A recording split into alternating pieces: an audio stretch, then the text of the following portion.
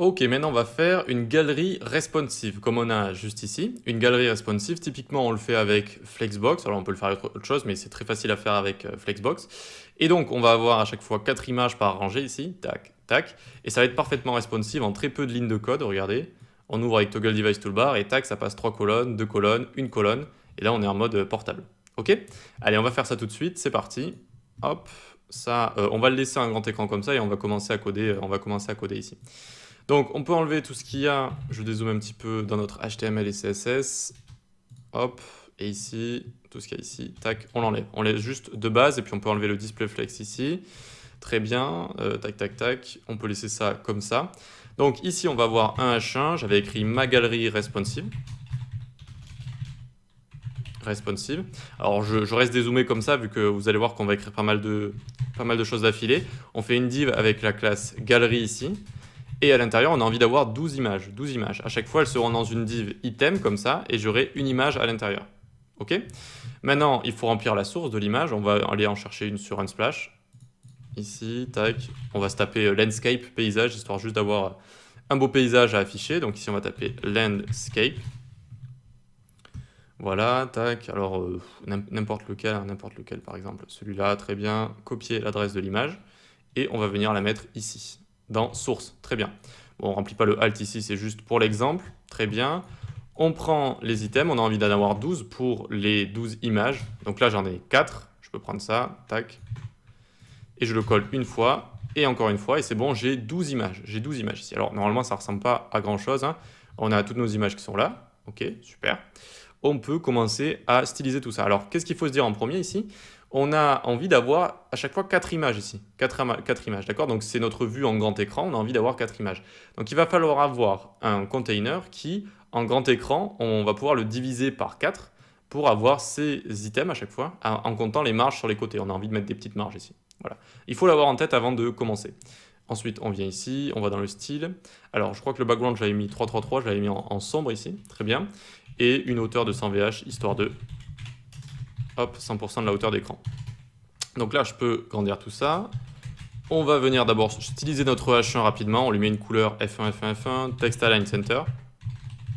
Font size, on va lui mettre 40 pixels. Et un peu de margin top de 50 pixels. Ok, nickel. Donc ça, c'est juste le titre, pas besoin de regarder. Maintenant, on va s'occuper de la galerie. On va lui mettre une width de 80% et une width max de 1300 pixels. Alors, ça veut dire que quand on va réduire notre écran, si la width, donc 80% de la width de la largeur fait moins de 1300 pixels, alors ma galerie fera une width de 80%. Mais si 80% de la largeur est supérieure à 1300 pixels, ça va être capé, ça va être bloqué à 1300 pixels. Ok? Ensuite, on vient en dessous, ici, on va lui mettre par exemple margin 70 pixels en haut, auto à gauche et à droite et 0. Donc ça, c'est pour centrer notre galerie. Et on lui met un display flex. On centre les éléments à l'intérieur avec Justify Content Center et on les autorise à wrapper avec Flex Wrap, Wrap.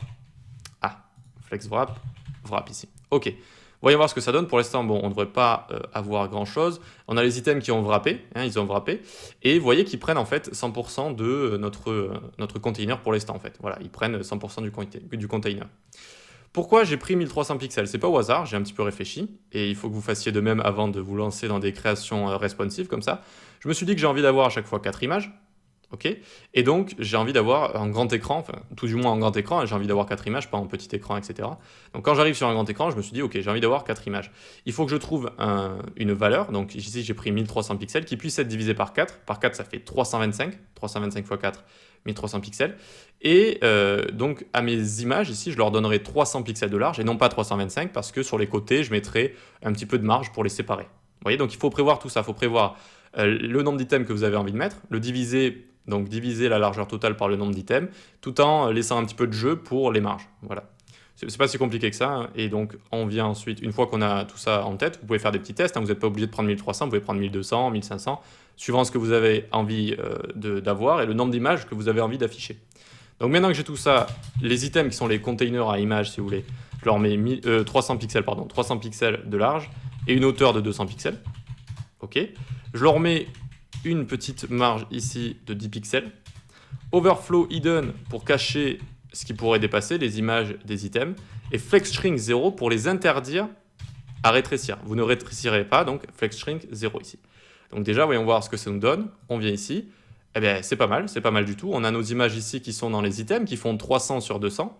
Mais pour l'instant, bon, les images, elles ne sont pas responsives dans les items. Elles ne sont pas responsives dedans. Vous voyez que là, on a juste en fait le haut gauche de l'image à chaque fois. Haut gauche, on a ça en fait qui est affiché. Donc ça, on va s'en occuper juste après. Mais les marges ici, bah, ça fonctionne bien, très bien. Ça découpe bien le tout. Et tout ça vient bien se placer dans nos 1300 pixels. Vous voyez, la galerie ici, bah, tout ça va bien se placer. Ce que vous voyez en orange, c'est les marges de la galerie, mais ce que vous voyez en bleu un peu foncé, c'est la galerie en elle-même. Et donc, on a bien les 4 items qui font 300 pixels de large qui se calent bien dans notre galerie. Et les petites marges qu'on a mis également qui se mettent assez bien. On n'oublie pas le Justify Content Center, vous voyez que ça décale légèrement en fait. Parce qu'il reste en fait quelques pixels entre les marges et entre la largeur totale. Et donc pour parfaitement centrer sur X, toujours le main axis, on n'oublie pas le petit Justify Content Center, comme ça voilà, la marge qui reste, ça vient, enfin le jeu qui reste, ça vient se mettre sur les côtés, à gauche et à droite, il reste quelques pixels, et comme ça c'est parfaitement centré en fait, tout simplement. Allez, on s'occupe maintenant des images, histoire qu'elles soient bien responsives. Comment on fait? On l'a vu en début de formation, il suffit de faire les images, une width de 100% donc de leur container, et une height auto. Même si 8 auto c'est déjà mis de base, mais on n'oublie pas de le rajouter histoire de... Ok, donc ici, voyons voir si ça fonctionne bien. Tac, on a bien nos images qui sont responsives, super. Elles sont responsives, elles s'adaptent bien au contenu qu'on leur a donné, c'est-à-dire 300 sur 200. Encore une fois, le contenu est de forme rectangulaire ici, donc on a pris des images rectangulaires, donc ça fonctionne bien. Si on avait pris des images verticales, eh bien on aurait beaucoup perdu en qualité, alors qu'ici on perd très peu au final. Voilà. Donc ça fonctionne bien, mais c'est responsive aussi, regardez, vu qu'on a mis flex wrap, wrap. Ici, dès que 80% de la largeur va être inférieur à 1300, mon container il va commencer à baisser, tac, hop, ça descend, ça descend, ça descend, et là vous voyez que du coup la largeur du container c'est 80%, et c'est devenu fluide, c'est devenu responsive, vu que maintenant ça va s'adapter par rapport à la largeur de l'écran, et les éléments ils vont wrap en fait, ils vont wrap, ils vont wrap, ils vont wrap, c'est tout ce qui se passe, ça wrap, ça wrap, ça wrap. Et c'est bien responsive très facilement. Vous voyez qu'on n'a même pas eu besoin ici de media query ou quoi que ce soit. En même pas 20 lignes de code, on a réussi à faire une galerie totalement responsive. Alors on peut aller un petit peu plus loin pour styliser la galerie par exemple, pour mettre du texte en dessous, etc. C'est possible, hein, vous pouvez faire ce que vous voulez après. Mais les items, c'est bon, ils sont bien responsive comme ça. Donc ce qu'il faut comprendre quand on fait une création comme ça, c'est combien j'ai envie d'avoir d'images affichées par rangée ici, ou combien j'ai envie d'avoir de colonnes dès le départ en fait. Combien j'en ai envie d'avoir. Et se faire un container qui a une largeur qui est divisible par ce nombre-là. Donc ici, 1300, c'est bien divisible par 4, ça fait 325. Donc on leur donne une largeur qui est légèrement inférieure à ça, donc 300, pour laisser un petit peu de marge sur les côtés, un petit peu de jeu.